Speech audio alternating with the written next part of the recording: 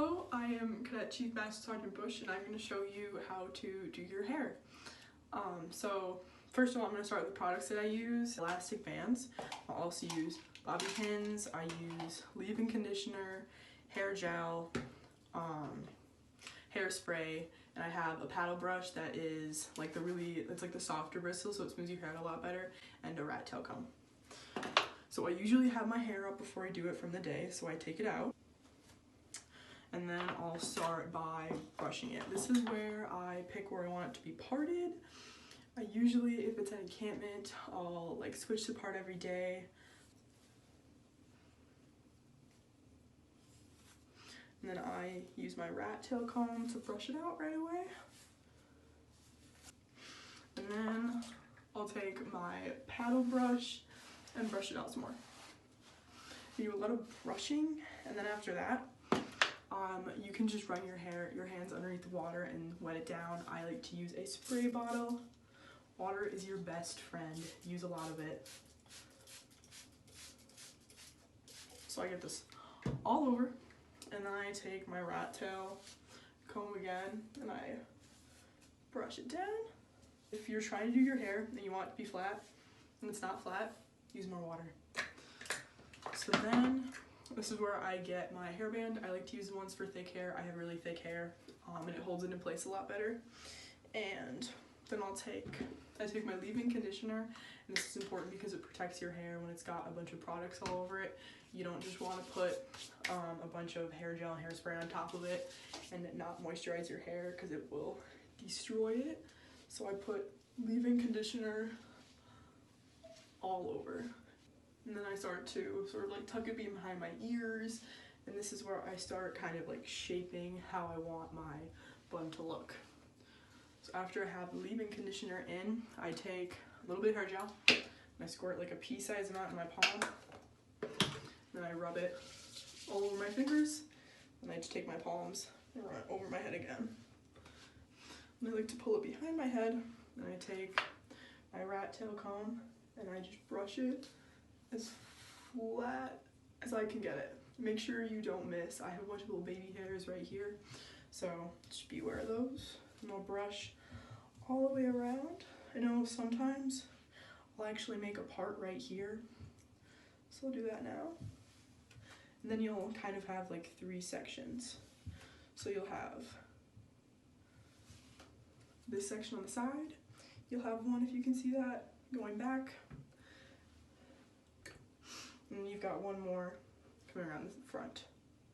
So you just take your rat tail comb and you brush it to sort of like shape your bun and how you want your hair to lay. I have kind of wavy hair, so I use a lot of products to like keep that under control. And then after I've like gotten it flat, I like to take my paddle, get it nice and shiny. I think that if you want your bun to look really shiny and you want it to be like a really flat, consistent finish, it's important to get a natural brush. So you do a really good job of that. And then, now that we're here, I've got my hairband on my wrist, and I just do a ponytail. So I slip it over like this, and I tighten it. And then at this point, I usually get a few hairs sticking up. So I will take some bobby pins, and I'll usually wet my hair down again, just a little bit, not very much though. And then I like to run my hands over it, and then just trying to keep those 3 sections that we built. This will make your bun look really clean. Okay.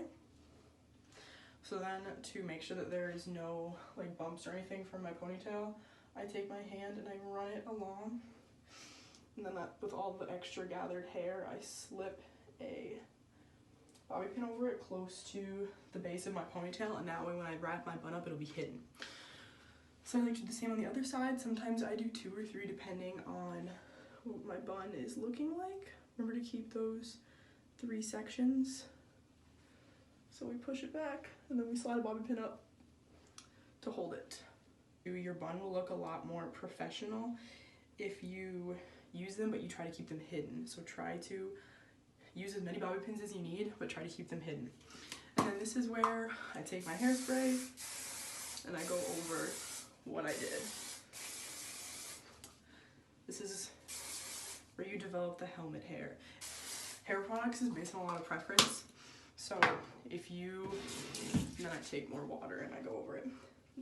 If you only have hair gel or hairspray, either or both works fine. I like to use both. I find that I get the best result. It's really just whatever works best for you. So now I wet my hands, I take a little bit of water, and I run it over my ponytail like this. And then I'll take some more leave-in conditioner, I rub it over my hands like this, and I run it over my ponytail, just like that. And then, because I have shorter hair right now, and if you have really long hair, it works well to twist it very, very tight. And then I'm going to do a twisty bun today. Some people will do sock buns. If you're looking at doing a sock bun, I recommend looking at videos from female Marines on YouTube. Those are really helpful. I'm going to do a twisty bun today. So if you have shorter hair like me, or medium length hair, you're going to twist it loosely.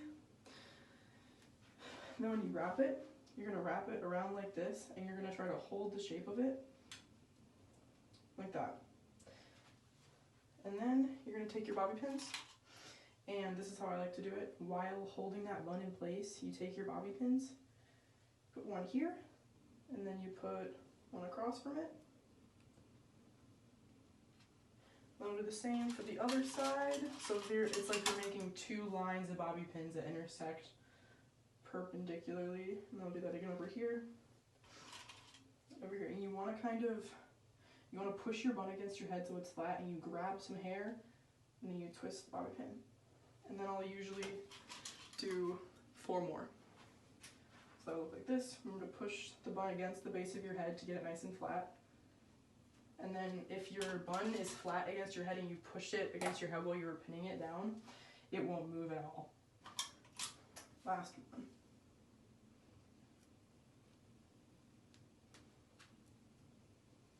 Okay, and then at this point, sometimes I'll have a few hairs sticking out.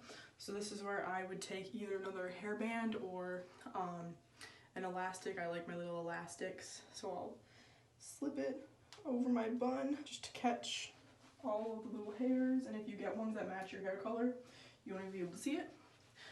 And then I'm going to take some hairspray and I'll spray it all over my bun. And at this point, I will usually spray, because there will normally be stray hairs here and underneath your bun.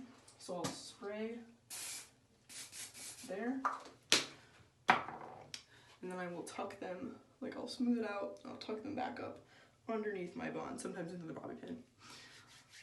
If you have really long hair, like I used to, I got these really big pins like this. They're really helpful to keep your bun in place.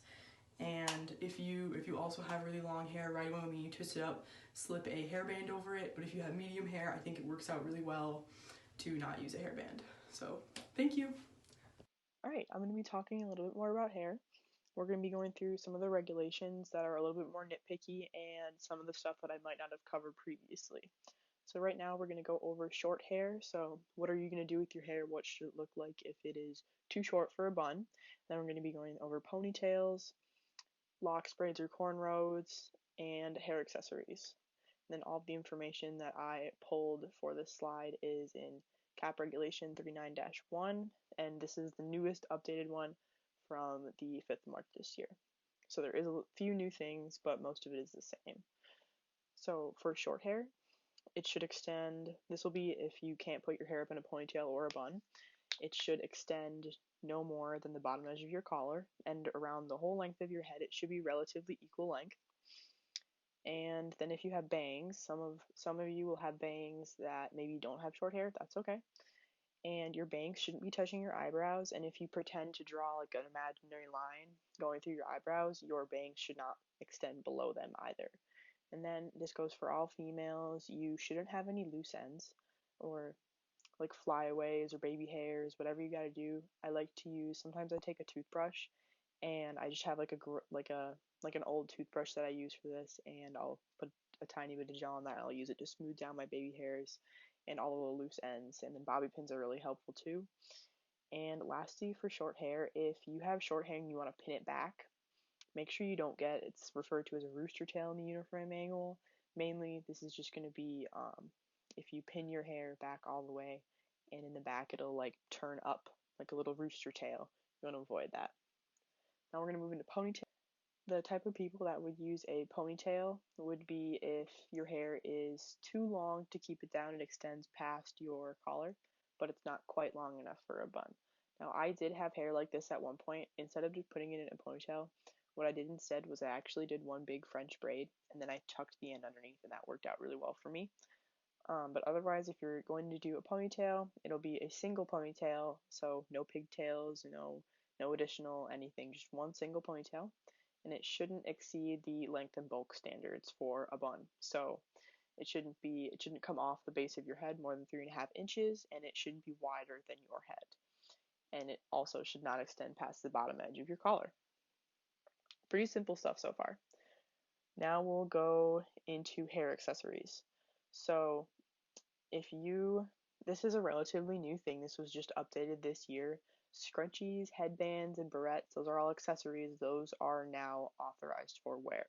Now, they do have to be black, and the black is authorized for every hair color, whether you have blonde, brown, or red hair, it must be black. And all of these accumulatively must not be wider than 1 inch, and it must still maintain the previous dimensions that are required for a normal bun.